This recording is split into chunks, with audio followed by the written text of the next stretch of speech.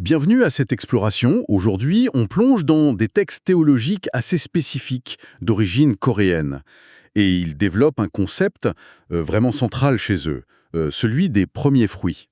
En coréen, on dit chot yolmedol. Chot yolmedol. C'est ça. Ces écrits ils sont denses, beaucoup de références bibliques, et ils offrent une lecture, disons, particulière de certains points de la foi. Absolument. Et notre objectif aujourd'hui, c'est vraiment de décortiquer ces documents, et uniquement cela, pour essayer de comprendre qui sont ces premiers fruits, quel rôle précis on leur donne, et pourquoi est-ce qu'ils sont vus comme si importants dans toute cette histoire. L'obéissance au commandement, la mort, la résurrection, et même, oui, ce conflit cosmique avec Satan. Oui, c'est un programme assez chargé. Et l'idée maîtresse, il faut le dire, elle est quand même saisissante. Ces textes nous disent que les premiers fruits sont des témoins martyrs. Seungyo Junindel. Mhm. Leur vie, et surtout leur mort en fait, ce serait la preuve ultime. La preuve que les commandements de Dieu, non seulement ils sont vrais, mais qu'on peut les suivre. Vraiment les suivre. Au point même de vaincre la mort. C'est fort comme idée. C'est une affirmation très forte, oui. Alors, commençons par là justement. Qui sont-ils plus précisément d'après ces textes? Des témoins martyrs donc? C'est le terme clé, oui. Seungyo Jinindul. Et leur caractéristique fondamentale, ce que les textes martèlent, c'est vraiment leur persévérance. Une persévérance totale. Ils sont décrits comme ceux qui observent les commandements jusqu'au bout. Vraiment. Jusqu'à la mort s'il le faut? Ce n'est pas juste une obéissance de façade, quoi. Ah non, pas du tout. C'est un engagement complet qui peut aller jusqu'au sacrifice suprême. D'accord.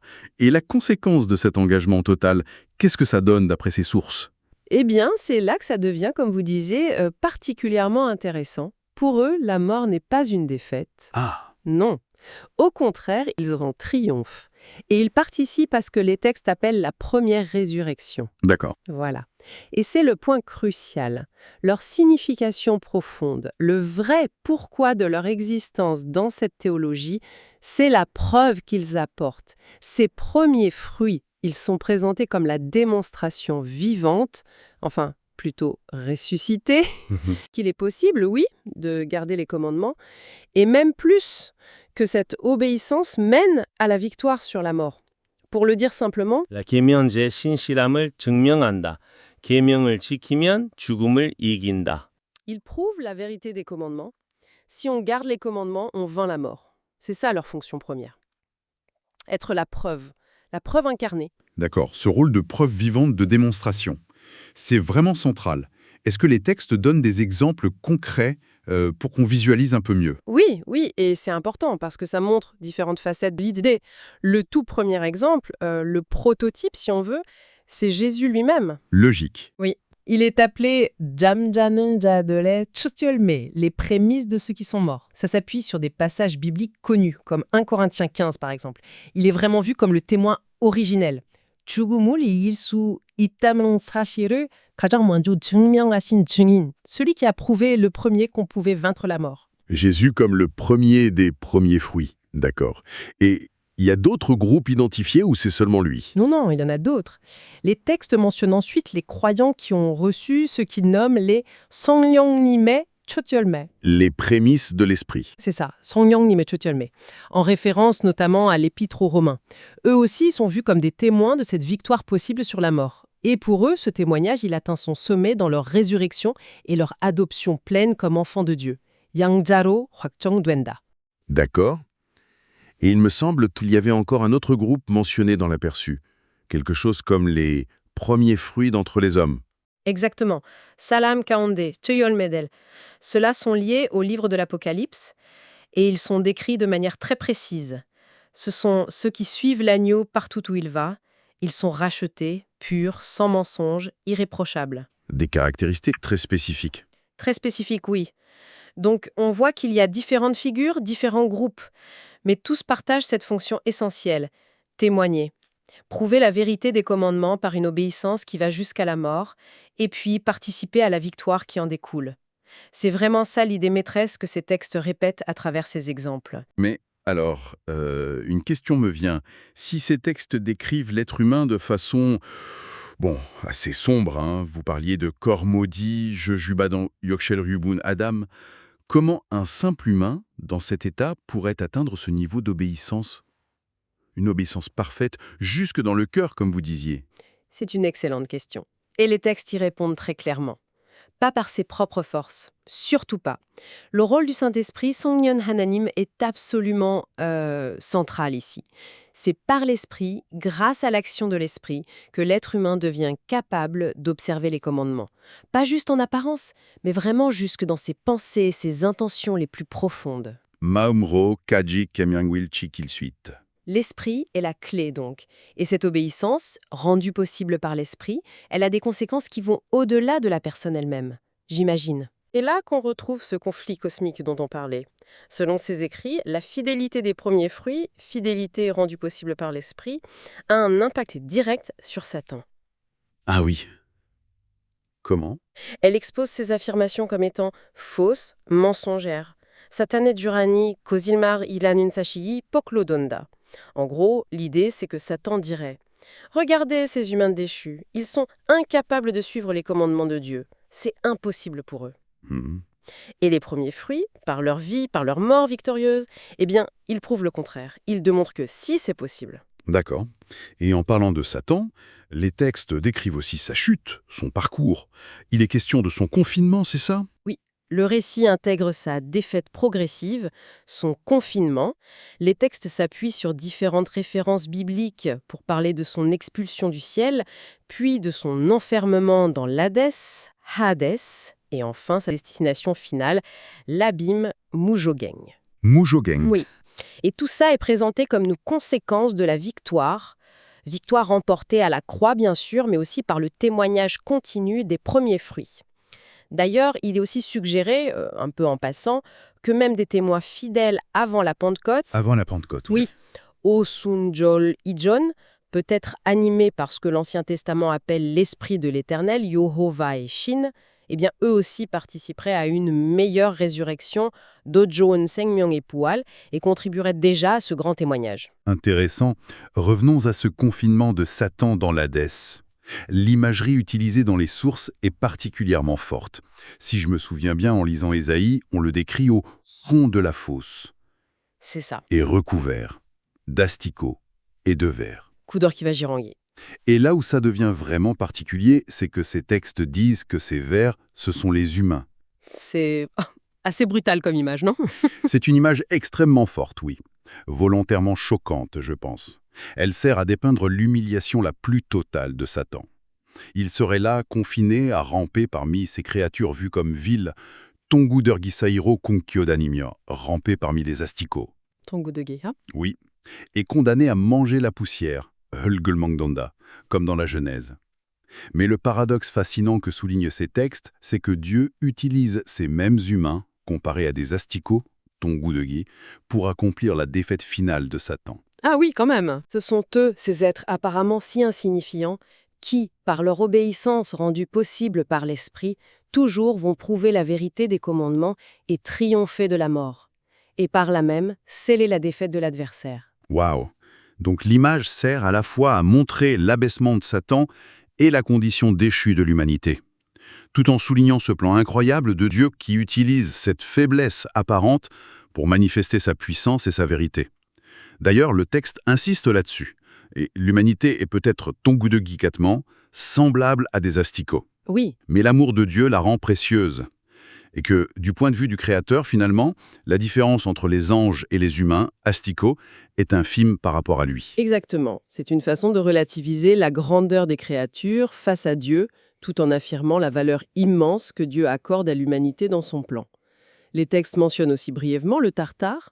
Tartaro? Oui, souvent lié à l'Hadès comme lieu de détention des anges déchus. Et ça pose la question, mais pourquoi les anges justes, eux, n'ont pas vu ce genre d'épreuve? L'interprétation suggérée, c'est qu'ils auraient déjà résisté à la tentation initiale de Satan, et, ayant été créés à un niveau différent d'Adam, au départ, ils n'auraient pas eu besoin du même parcours d'épreuves que l'humanité après la chute. Ce qui nous amène à une autre distinction faite dans ces textes, celle entre anges et humains, par rapport à la souffrance. Conan. Oui, et c'est un point clé pour comprendre la suite de l'argumentation. Selon ses écrits, les anges ne connaissent pas la souffrance, disant rédemptrice, de la même manière que les humains. Et ça a des conséquences, Isaac. Une conséquence majeure sur l'héritage, parce qu'il ne passe pas par cette épreuve de la souffrance partagée avec Christ. On retrouve ici une allusion à Romains 8. Les anges ne peuvent pas hériter du royaume millénaire, le Millennium Wang. Ah, d'accord. Les textes affirment, en s'appuyant sur Hébreux, les psaumes, que Dieu a confié la domination sur la terre à Adam et à sa descendance rachetée, pas aux anges. Adam et ses enfants spirituels traversent la souffrance, oui, mais c'est à eux qu'est promis l'héritage du royaume terrestre restauré. Je vois. Donc on a les premiers fruits comme preuve, l'esprit comme moteur, Satan comme adversaire vaincu, et cette distinction humain-ange. Mais quel est l'événement qui déclenche vraiment la défaite de Satan d'après ces sources? Le point de bascule? Le tournant décisif, sans aucune ambiguïté dans ces textes, c'est la croix. C'est là que la défaite de Satan est scellée. Shiptag ezotraves a Satan perberetta. On cite Colossiens 2 par exemple. La victoire de Jésus est même décrite d'une façon assez particulière. Elle aurait établi une sorte de ciel au sein même de l'Hadès, une sphère du royaume de Dieu identifiée au Saint-Esprit lui-même. Un ciel dans l'Hadès, c'est une interprétation spécifique, effectivement. Et c'est après cette victoire à la croix que l'esprit est donné? Précisément. Le Saint-Esprit vient ensuite, au nom de Jésus victorieux, et c'est lui qui donne aux croyants le pouvoir, l'autorité pour continuer cette victoire, pour chasser Satan et ses œuvres, et pour commencer à récupérer cette domination sur la création qui avait été perdue par Adam. C'est un transfert d'autorité, si on veut, rendu possible par la victoire du Christ. Donc si je récapitule la logique interne de ces textes, l'obéissance de Jésus jusqu'à la mort sur la croix, c'est la première preuve éclatante. La preuve que les commandements sont faisables et mènent à la vie. C'est ça. Son sacrifice, son sang, apportent le pardon nécessaire pour que le Saint-Esprit puisse venir habiter les croyants. Exactement. Et là, la boucle se boucle en quelque sorte. Une fois habités par l'Esprit, les croyants deviennent à leur tour capables d'être des premiers fruits. Ils sont rendus capables par l'Esprit, Romains 8 est encore central ici, d'observer eux aussi les commandements jusqu'au bout, de triompher de la mort grâce à la résurrection promise, et ils fournissent ainsi la preuve finale, la preuve collective. La preuve finale. Oui, la preuve finale de la vérité de Dieu face aux accusations de Satan. Ils sont même décrits comme ne commettant plus de péché, sous l'emprise de l'Esprit, et donc comme échappant à la condamnation. C'est un peu comme si l'épouse, l'Église, ou cette partie d'elle, suivait l'époux, le Christ, dans cette démonstration ultime. Cette idée de preuve finale, ça suggère un processus, peut-être une accumulation. Est-ce que les textes parlent d'un nombre précis, d'un seuil à atteindre? Oui, c'est un autre élément assez spécifique de ce système. Les textes affirment, en lisant l'Apocalypse, notamment le chapitre 6, que Dieu a fixé un nombre déterminé de premiers fruits. 첫 열매들의 수를 정하셨다. Ah oui, Un nombre fixe. oui. Une fois que ce quota, si on peut dire, est rempli par les martyrs, par les témoins fidèles, alors la vérité des commandements est considérée comme pleinement établie, irréfutablement établie, aux yeux de toute la création. Et c'est seulement à ce moment-là que le jugement final de Satan peut être exécuté et que le royaume de Dieu peut être pleinement manifesté. Et en attendant que ce nombre soit atteint, quelle est la mission de ces premiers fruits, qu'ils soient en devenir ou déjà là? D'après ces écrits, leur mission est double. D'une part, œuvrer activement au salut d'autres âmes, les arracher des ténèbres à la lumière, les libérer de l'emprise de Satan. Mhm. Et d'autre part, aider ces nouvelles âmes à devenir elles aussi des premiers fruits, pour participer justement à l'accomplissement de ce nombre fixé par Dieu. C'est une sorte de réaction en chaîne spirituelle, un discipulat très intense qui vise à reproduire des témoins fidèles jusqu'à la mort, le but ultime étant le salut des âmes. Ça éclaire pas mal de choses, mais comment est-ce que ces textes situent tout ça par rapport à la loi de l'Ancien Testament? Parce que, bon, on pense souvent à ces commandements, ces ordonnances, comme à quelque chose de lourd, parfois. Oui, bonne question. Les textes abordent ça en utilisant l'interprétation typologique classique, en s'appuyant beaucoup sur l'épître aux Colossiens. La loi de Moïse avec ses fêtes, ses nouvelles lunes, ses sabbats, ce que Paul appelle l'acte dont les ordonnances nous condamnaient, Oui. est vu comme une ombre, des modèles, des moyangdol, un ensemble de symboles qui pointaient tous vers la réalité qui devait venir, Jésus-Christ. 주 예수님만 상징하는 모형들. Donc, une fois que la réalité Jésus est là, les ombres elles n'ont plus lieu d'être. C'est l'idée, oui. La substance remplace l'ombre. La loi avait un rôle crucial, révéler le péché, montrer notre incapacité à l'observer parfaitement par nous-mêmes et donc nous conduire à Christ. Lui est l'accomplissement, la fin de la loi comme moyen de justification. Et ensuite, le Saint-Esprit, donné par Christ, permet aux croyants d'accomplir l'essence même de la loi, l'amour de Dieu, l'amour du prochain, mais de l'intérieur. Du coup, ils ne sont plus sous la condamnation de la loi, non pas parce qu'elle est abolie dans son principe moral, mais parce qu'ils l'accomplissent par l'Esprit. Je comprends. Revenons un instant au parcours de ces témoins martyrs. Ils manifestent cet amour jusqu'à la mort. Et leur victoire, par le sang de l'agneau et leur témoignage, a des conséquences cosmiques. Vous disiez que ça précipite Satan sur Terre. Oui, c'est la lecture d'Apocalypse 12 qui est proposée ici. La victoire des martyrs au ciel, ceux qui ont vaincu à cause du sang de l'agneau et à cause de la parole de leur témoignage, et qui n'ont pas aimé leur vie jusqu'à craindre la mort. Oui. Cette victoire entraîne la chute finale de Satan. Il est précipité du ciel vers la terre. Et là, c'est le début de la fin, en quelque sorte. C'est le début du conflit final sur terre, oui.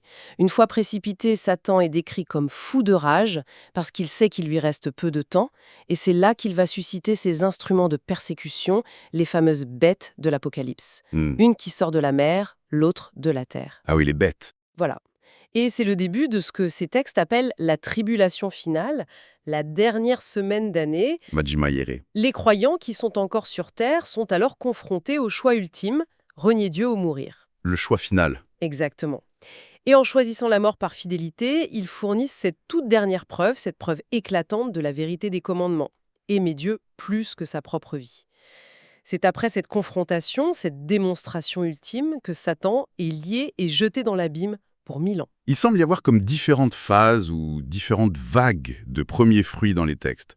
Vous avez parlé de Jésus, des croyants de la Pentecôte, des 144 000. Comment tout ça s'articule? Il y a une métaphore agricole, c'est ça? La pluie? Tout à fait. La métaphore de la pluie, qui vient notamment du prophète Joël, est utilisée pour distinguer ces étapes. Alors, premièrement, on a Jésus. Lui, c'est les prémices absolues. Chamjananjadre Chonyolme. Il est hors catégorie, si on veut. Le premier, le modèle. D'accord. Deuxièmement, on a les disciples qui reçoivent l'Esprit à la Pentecôte. Eux, ce sont les Sangnyomnime Chot Yolmerul Pardon Sondodel, les saints ayant reçu les prémices de l'Esprit. Et cet événement, la Pentecôte, est associé à la Irumbi, la pluie de la première saison. C'est elle qui fait germer la graine de la foi, qui lance l'Église. Et ces croyants, d'après Romains 8, attendent encore l'adoption finale, la rédemption de leur corps. La pluie qui fait germer. Et la troisième vague alors? Celle liée à la fin des temps. C'est celle des Sarins 40 Kambagosob, ce Koboy Batuma, premier fruit racheté d'entre les hommes. Et eux sont explicitement identifiés aux 144 000 de l'Apocalypse. Ils sont associés à la Nudgenbi, la pluie de l'arrière-saison. Nudgenbi? Oui. Et cette pluie-là, selon l'interprétation de Joël et de l'Apocalypse dans ces textes, c'est celle qui amène le fruit à sa pleine maturité juste avant la grande récolte finale. Leur apparition marquerait la fin de l'ère commencée à la Pentecôte et précéderait immédiatement le jugement final symbolisé par les 7 trompettes de l'Apocalypse. Donc, une pluie pour faire germer au début et une autre pour faire mûrir à la fin. C'est exactement ça. La pluie de la première saison prépare le sol, lance la croissance. La pluie de l'arrière-saison amène la maturité et prépare la récolte. Et un point important que soulignent ces sources, seule la semence qui a bien reçu la première pluie peut ensuite bénéficier de la seconde pour mûrir complètement. Il y a une continuité, une nécessité dans ce processus spirituel qui va de la Pentecôte jusqu'à la fin des temps. Très clair. Bon, si on devait résumer les points vraiment saillants de cette exploration, en se basant uniquement sur ces textes coréens, les premiers fruits, que ce soit Jésus, les premiers disciples, les martyrs à travers l'histoire, ou ces 144 000 de la fin, ils ne sont pas juste des figures pieuses, exemplaires. Non, Ils sont la preuve active dans ce système théologique. La preuve qu'obéir à Dieu jusqu'au bout, c'est possible grâce à l'Esprit. Et que cette obéissance, eh bien, elle renverse les accusations de Satan et elle mène à la victoire sur la mort. absolument. C'est vraiment leur fonction cardinale, être la démonstration vivante, souvent mourante, puis ressuscitée, la démonstration de la véracité, mais aussi de la praticabilité des voies de Dieu. Et ça valide son plan en face à cet adversaire cosmique. La distinction entre les pluies, elle vient juste souligner différentes phases, peut-être différentes intensités de ce processus de témoignage et de maturation spirituelle au fil de l'histoire tel que ces documents la décrivent. C'est un rôle actif, indispensable dans tout le drame de la rédemption qu'ils exposent. Et pour finir, peut-être une pensée qui émerge de ces lectures et qui pourrait inviter à la réflexion. Ces textes, ils opposent très fortement l'échec du premier Adam, celui qui a désobéi, et le succès de Jésus, le dernier Adam, qui lui a obéi parfaitement. Oui, le contraste est très marqué. Et ils suggèrent que tout le potentiel de l'humanité pour être racheté, transformé, et même pour jouer ce rôle dans la victoire cosmique, dépend entièrement de sa connexion au Christ et de la réception de son esprit. Alors, au-delà de ce cadre théologique très spécifique qu'on vient d'explorer, on pourrait se demander, cette idée de prouver la valeur de quelque chose, des principes, une vérité, en surmontant l'épreuve, l'adversité, parfois jusqu'au sacrifice, est-ce que ça résonne? Est-ce qu'on trouve des parallèles dans d'autres domaines de l'expérience humaine ou de la pensée? Voilà, peut-être une question à laisser mûrir.